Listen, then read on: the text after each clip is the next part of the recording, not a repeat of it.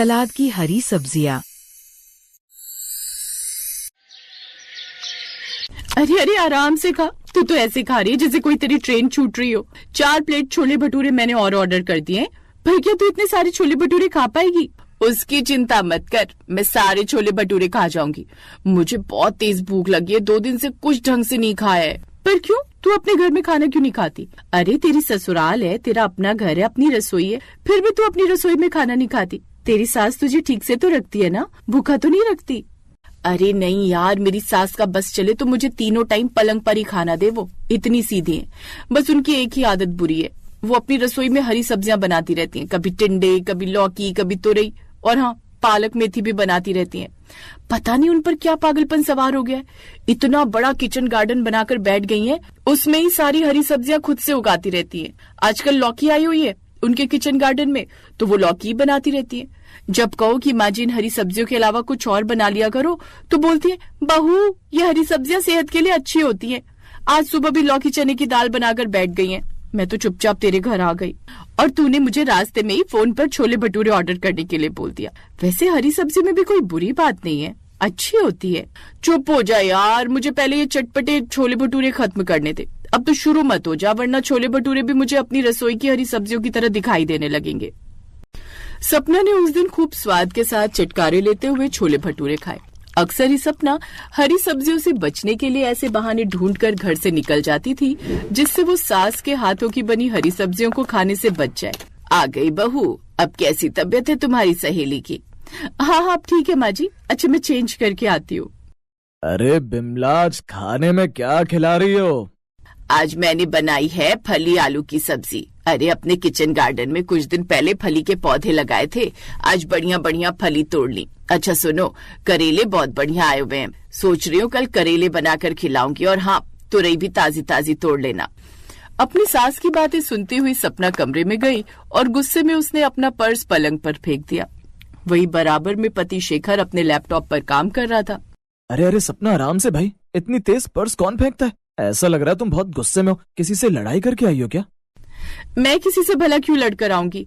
मैं तो अपनी सहेली के घर गई थी छोले भटूरे खाने। छोले भटूरे खाने? आज बर्थडे था क्या तुम्हारी फ्रेंड का? बर्थडे नहीं था, वैसे ही खाने गई थी। तुम्हें पता है ना हमारे घर में रोजाना क्या नया ड्रामा चल गया है। जब देखो माँ जी अपनी किचन गार्डन की सब्जियां उठाकर रसोई में ले आती हैं। अरे मैं बोर हो गई हूँ ये रोजाना मरीजों वाली सब्जियां खा खा कर। सपना उस दिन बहुत गुस्से में थी। एक दिन वो अपने फोन में कुछ वीडियो देख रही थी, तभी उसने एक पोस्ट देखी। किसी लेडी ने अपने किचन गार्डन में गलती से केमिकल वाली खाद मिला दी, जिससे पूरा किचन गार्डन खराब हो गया। उस लेडी का कहना है कि उसने बहुत मेहनत से किचन गार्डन बनाया था और काफी हरी हरी सब्जियां वो अपने किचन गार्डन में उगाती थी, पर अब केमिकल वाली मिलावटी खाद डालने की वजह से पूरा गार्डन बर्बाद हो गया। उस लेडी की फिर से इच्छा है कि वो अपना किचन गार्डन दोबारा तैयार करे। लेडी का कहना है कि मैं ध्यान दूंगी कि केमिकल वाली खाद को देख परख कर इस्तेमाल। मिल गया आइडिया। अगर मैं माँ जी के किचन गार्डन में चुपचाप केमिकल वाली खाद डाल दूं, तो माँ जी का किचन गार्डन भी खराब हो जाएगा। और दोबारा तो किचन गार्डन लगाना माँ जी के बस की बात नहीं है। दोबारा कब लगाएंगी, कब सब्जियां उगेंगी, उसमें तो महीनों लग जाएंगे। और जहाँ तक मुझे पता है, पापा जी उन्हें दोबारा किचन गार्डन बनाने के लिए मना कर देंगे। फिर हमेशा के लिए छुट्टी मिल जाएगी इन हरी हरी सब्जियों से। कल ही खाद खरीद कर लाती हूँ। अगले दिन सपना बाजार जाती है और केमिकल वाली खाद खरीद कर आ जाती है। एक दिन सपना अपनी सहेली से फोन पर बात कर रही थी। उसने अपनी सहेली को केमिकल वाली खाद के बारे में बताया। बात सुन, तूने अगर केमिकल वाली खाद डाल दी और किसी ने तुझे पकड़ लिया तो सच कितना बुरा लगेगा सबको कि अपनी सास का किचन गार्डन खराब करने वाली तू ही है। पागल है क्या? कौन बताएगा मेरे बारे में? स्वीटी देख, ये बात तो बस मैं और तू ही जानते हैं। किसी को क्या पता चलेगा कि मैंने केमिकल वाली खाद मिलाई है और इस वजह से माँ जी का किचन गार्डन खराब हुआ है। अब सुन, मेरी सासू माँ परसों अपनी बहन के घर जा रही हैं और शाम तक लौटेंगी। बस मुझे मौका मिल जाएगा गार्डन में खाद डालने का। सपना ने फोन रख दिया और उस दिन का इंतजार करने लगी जब उसकी सासू माँ अपनी बहन के घर जाए। इस बीच सपना ने जानबूझकर हरी सब्जियों की तारीफ करनी भी शुरू कर दी ताकि किसी को उस पर शक ना हो। माँ जी, मुझे तुरई की सब्जी थोड़ी और मिलेगी? आज आपने तुरई की सब्जी बहुत स्वादिष्ट बनाई है। वैसे माँ जी कुछ भी कहो, घर में किचन गार्डन होने से फायदे तो बहुत हैं। वही तो बहू, मैं तो खुद चाहती हूँ कि मेरे बच्चों को ताजी हरी सब्जियां खाने को मिले, वरना बाजार में तो केमिकल वाली खाद डालकर सब्जियां उगाई जाती हैं। मैं अपने परिवार की सेहत के साथ खिलवाड़ नहीं कर सकती। जब इतनी बड़ी जगह थी घर के पीछे तो मैंने तो किचन गार्डन लगा ही दिया। मेरा तो मन कह रहा है थोड़ी और हरी सब्जियां इस महीने लगा ही दूंगी। आज सूरज किधर से निकला है? मेरी बीवी हरी सब्जियां खा रही है, वो भी उंगलियां चाट चाट कर। चलो अच्छी बात है, तुम्हें कुछ तो समझ आई। सपना मन ही मन हंस रही थी। उसे तो अभी अपने काम को अंजाम देना था। अगली सुबह सास बहन के घर जाने की तैयारी करने लगी। सुनो जी, मैंने तुम्हें कहा था मेरे किचन गार्डन के लिए थोड़े और पौधे ले आना। तुम जा रहे हो तो रास्ते में लेते ही आना। हाँ हाँ, भाग्यवान लेता आऊंगा। मुझे पता है तुम सरोज के घर जा तो रही हो, पर तुम्हारा आधा ध्यान अपने किचन गार्डन पर ही रहेगा। चिंता तो करूंगी ना जी। जो रोजाना मेरी रसोई की हरी भरी सब्जियां खाते हो सब मेरे किचन गार्डन की वजह से तो है। सपना का पति शेखर ऑफिस जा चुका था। ससुर बाजार चले गए और सास तैयार होने लगी। सपना बार बार सास के कमरे में झांक रही थी, तभी सास के मोबाइल पर किसी का फोन आता है। हेलो, कौन? स्वीटी, कौन? अच्छा अच्छा, सपना की सहेली। नमस्ते बेटा, नमस्ते। स्वीटी, माँ जी के नंबर पर फोन क्यों कर रही है? तभी सपना की सास गुस्से में बोलने लगती है। खबरदार, जो मेरी बहू के खिलाफ एक शब्द भी कहा तो मेरे से बुरा कोई नहीं होगा। मैं अपनी बहू की बुराई नहीं सुन सकती। और जहाँ तक तुम बोल रही हो कि मेरी बहू मेरे लगाए किचन गार्डन में केमिकल वाली खाद मिलाने के बारे में सोच रही है, तो ऐसा कभी नहीं होगा। मेरी बहू मेरा बहुत सम्मान करती है, वो मेरे साथ कभी गलत नहीं कर सकती। उसको पता है कि मुझे अपने किचन गार्डन से बहुत प्यार है और मेरी बहू मुझे बहुत प्यार करती है। आज तक शादी के बाद मेरी बहू ने कभी मुझसे ऊंची आवाज में बात नहीं की और मैं भी अपनी बहू को बेटी की तरह समझती हूँ। मुझे पता है तुम जैसी सहेलियां जानबूझकर अपनी सहेली के घर में फूट पैदा करने के बारे में सोचती रहती हो, पर मैं अपनी बहू से कभी लड़ाई नहीं करूंगी। फोन रखो जो भी हो तुम, और आज के बाद मेरे नंबर पर फोन करने की कोई जरूरत नहीं। बताओ तो, मेरी बहू के खिलाफ भड़का रही है, कैसी सहेली है ये? सपना को इस बारे में कुछ नहीं बताऊंगी, उससे भी दुख होगा। ये सास तो उल्टा मेरे पर ही चढ़ गई, ये चाल तो उल्टी हो गई। अब तो मुझे पता है सपना मेरे से कभी बात नहीं करेगी। ये मैंने क्या कर दिया?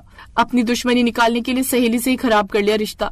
सपना की आंखों में आंसू आ गए। उसे पता चल गया कि उसकी सास उसे बहुत प्यार करती है और वो अपनी सास के साथ ही गलत करने जा रही थी। उसने केमिकल वाली खाद को डस्टबिन में डाल दिया और खुद से वादा किया कि वो अपनी सास के साथ कभी गलत नहीं करेगी। सपना को एक और सबक मिला कि उसकी मुंह की मीठी दोस्त स्वीटी गलत है, इसलिए उसने स्वीटी से दोस्ती खत्म कर दी। अब वो अपनी रसोई में बनने वाली हरी सब्जियां भी मन से खाने लगी।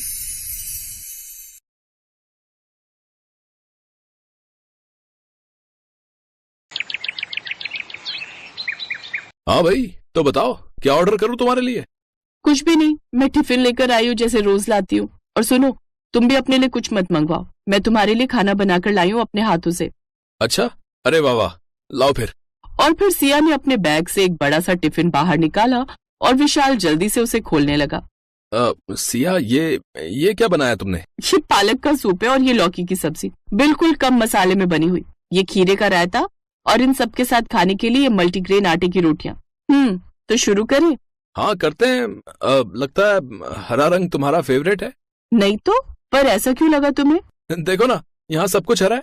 सूप, सब्जी, सलाद और तो और ये रोटियां भी हरी बना कर लाई हो तुम, देखो। अरे हाँ, एक्चुअली वो सूप बनाने के बाद थोड़ी सी पालक बच गई थी तो मैंने रोटियों के आटे के साथ गूंथ दी, इससे ये और हेल्दी बन गई। तुम खाओ ना, अब किसका वेट कर रहे हो? सिया का मन रखने के लिए विशाल ने उसके टिफिन से थोड़ा बहुत खाना खाया और फिर सब कुछ बढ़िया है। सिया, मुझे अभी याद आया, आज घर जल्दी पहुंचना है। कुछ काम है, तो मैं चलूं?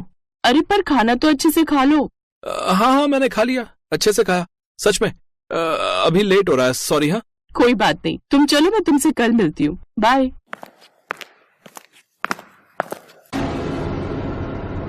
ओ भाई ओ, जल्दी से एक पेटीज और एक पेस्ट्री निकाल दे। और सुन, एक गर्मा गर्म चाय भी, मलाई मार के।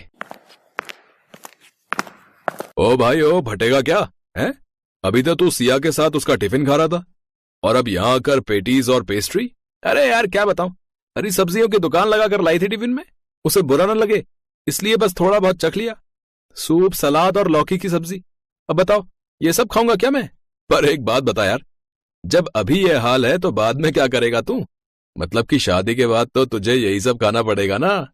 वैसे तू सिया को लेकर सीरियस तो है ना? हाँ एकदम यार, मैं प्यार करता हूँ उससे और शादी भी उसी से करूंगा। और जहां तक खाने की बात है तो मुझे अपनी मम्मी पर पूरा भरोसा है, वो उसे सब सिखा देंगी, एकदम बदल जाएगी वो। कॉलेज पूरा करते ही विशाल को एक अच्छी कंपनी में नौकरी मिल गई और फिर उसने अपने घर पर सिया के लिए बात की और फिर कुछ ही महीनों बाद विशाल और सिया की शादी हो गई। और इसी के साथ कहानी में असली मोड़ अब आने वाला था। हाँ तो बहू, आज खाने पर मेरी कुछ सहेलियां आ रही हैं, तो मटर पनीर, दाल मखनी और कटहल की सब्जी बना लेना, साथ में बढ़िया छौंक वाला रायता, पूरियां और पापड़ तो तब के तभी बनाना, और पुलाव तो बनेगा ही, ठीक है? और हाँ, मीठे में चावल की खीर अभी बना कर रख लो, फ्रिज की ठंडी खीर बढ़िया लगेगी एकदम। जी मम्मी जी। घबरा गई क्या बहू रानी? फिक्र मत करो, रसोई में तुम्हें अकेले नहीं झोंकूंगी, दोनों मिलकर सब बना लेंगे, ठीक है? नहीं मम्मी जी, आप आराम कीजिए, मैं सब कर लूंगी। सच में? तुम कर लोगी सब अकेले? जी मम्मी जी, वैसे भी रसोई में मेरा बड़ा मन लगता है। अच्छा चलो, ये तो बहुत अच्छी बात है। फिर मैं ऐसा करती हूँ, आज मंदिर हो आती हूँ। इतनी अच्छी बहू दी है भगवान ने मुझे, तो प्रसाद तो चढ़ाना ही चाहिए ना। अपनी सास की बात सुनकर सिया मुस्कुरा दी और फिर रसोई के अंदर चली गई। करीब 3 घंटों तक सिया रसोई में अकेले ही लगी रही और फिर खाने की मेज पर, अब तुम लोगों को क्या कहूँ मैं, अगर चिराग लेकर भी ढूंढती ना तो भी ऐसी बहू नहीं मिलती। आज का सारा खाना खुद अकेले बनाया है। मुझे तो साफ कह दिया कि मम्मी जी आप जाकर आराम करो। अब बताओ, इस कलयुग में मिलेगी कहीं ऐसी संस्कारी बहू? अरे वाह कावेरी, नसीब हो तो तुम्हारे जैसा, पर बहू है कहाँ, जरा हमें भी तो मिलवाओ उससे। हाँ मैं अभी बुलाती हूँ। अब बहू, सिया बेटा, मैं कुछ मदद करूँ क्या? नहीं मम्मी जी, सब हो गया, मैं बस आ ही रही थी। ये कहते हुए सिया ने डाइनिंग टेबल पर एक बड़ा सा बर्तन रख दिया, जिसे देखकर सामने बैठी कावेरी की सहेली ने कहा, बस खाने में यही है क्या? नहीं आंटी जी, ये तो स्टार्टर है, मैंने पालक का गर्मा गर्म सूप बनाया है आप सबके लिए। ये कहकर सिया ने सबके सामने पालक का सूप परोसा, जिसे देखकर उसकी सास कावेरी की भौहें तन गई, लेकिन बाकी मेहमानों को बड़े चाव से सूप पीता देख वो चुप रही। सूप तो बढ़िया है। हाँ, अब बाकी का खाना भी ले आओ, अब इस सूप से थोड़ी पेट भरेगा सबका। जी मम्मी जी, बस अभी लेकर आई। सिया फौरन रसोई में गई और कुछ और बर्तन साथ लेकर लौटी। उसने जैसे खाने के बर्तन खोले तो खाना देखकर कावेरी ने सिया से कहा, बहू ये क्या बनाया है? गर्मा गर्म इडली सांभर है, ताजे नारियल की चटनी के साथ। ये तो मैं पहली बार खाऊंगी। अब ये है ना सांभर? अरे लगता है घर की सारी सब्जियां उठाकर डाल दी इसमें तो तुमने। जी, और इसीलिए तो ये डिश इतनी हेल्दी है, लेस ऑयल बट न्यूट्रिशन से भरपूर, और इसके साथ हरी चटनी और ताजा सलाद भी है। सिया खाना परोसते हुए बहुत खुश थी, लेकिन सामने बैठी कावेरी का खून जल रहा था। सिया ने उसकी बताई एक भी डिश नहीं बनाई थी, लेकिन मेहमानों के सामने वो सिया से कुछ नहीं कह पा रही थी। फिर कुछ देर बाद, अब बहू जाओ, अब जाकर फ्रिज से सबके लिए खीर लेकर आ जाओ। जी मम्मी जी, बस अभी लाई। चलो शुक्र है कुछ तो बनाया है इसने ढंग का। सिया ने कुछ ही देर में सबके सामने खीर की कटोरियां लाकर रख दी, लेकिन उस खीर को देखते ही इस बार कावेरी के सब्र का बांध टूट गया। उसने गुस्से से सिया की ओर देखा और बोली, ये क्या किया बहू? खीर हरी कैसे हो गई? क्योंकि ये लौकी की खीर है मम्मी जी, और मैंने इसे नारियल के दूध में बनाया है, और उससे भी खास बात यह है कि मैंने इसमें चीनी की जगह ताजे खजूर पीस कर डाले हैं। बहू जरा 1 मिनट रसोई में चलो, अब कुछ काम है तुमसे। ये कहकर कावेरी रसोई की तरफ बढ़ गई और उसके पीछे पीछे सिया भी, और फिर रसोई में। ये क्या किया बहू? मेहमानों के सामने नाक कटा कर रख दी हमारी। ये जो तुमने बनाया है ये कोई खाना है? अरे अगर तुमसे नहीं हो रहा था तो मुझे कह देती, मैं सब कर लेती ना, या फिर बाहर से मंगवा लेती खाना। अब बताओ, वैसे ही इन औरतों की 4 गज लंबी जुबान है, और इस सब के बाद तो ये सब की सब सुना कर जान ही ले लेंगी मेरी। कावेरी सिया को सुनाई जा रही थी और सिया चुपचाप सिर झुकाए सब सुन रही थी। तभी डाइनिंग हॉल से आवाज आई, कावेरी अब आ भी जाओ भाई। हाँ बस आ गई। कावेरी ने गुस्से से सिया को घूरा और फिर पैर पटकते हुए रसोई से बाहर चली आई। अब आज के लिए सॉरी, वो क्या है ना, बहू को आइडिया नहीं है कुछ रसोई का, और मेहमानदारी का सुनकर शायद घबरा गई बेचारी। और लेकिन अगली बार। क्या बोल रही हो कावेरी? अरे तुम्हारी बहू तो लाखों नहीं बल्कि करोड़ों में एक है। कसम से यहाँ आने से पहले मैं इतना घबरा रही थी कि आज फिर हैवी खाना हो जाएगा और मेरा शुगर लेवल फिर से बढ़ जाएगा, लेकिन सच में तुम्हारी बहू ने स्वाद और सेहत से भरा ऐसा खाना खिलाया कि मजा ही आ गया। बिल्कुल सही कहा। तुम सिया को कहना कि टाइम निकाल कर जरा मेरी बहू को भी कुछ सिखा दे। कावेरी, ओ कावेरी, कहाँ खो गई? क्या? हाँ, सच में तुम लोगों को आज का खाना इतना पसंद आया क्या? अरे पसंद नहीं, बहुत पसंद आया। सच कावेरी, भाग खुल गए तुम्हारी सिया जैसी गुणी बहू पाकर। चलो अब हम चलते हैं, बाय। अपनी सहेलियों की बातें सुनकर कावेरी हैरान रह गई। इसके बाद से रसोई की पूरी जिम्मेदारी कावेरी ने सिया को सौंप दी और इस तरह सिया ने अपने पक्के इरादे से न सिर्फ अपने ससुराल वालों की सोच को बदला, बल्कि अपने ससुराल की तेल मसाले से भरी अनहेल्दी रसोई को हरी भरी सब्जियों वाली हेल्दी रसोई में बदल दिया।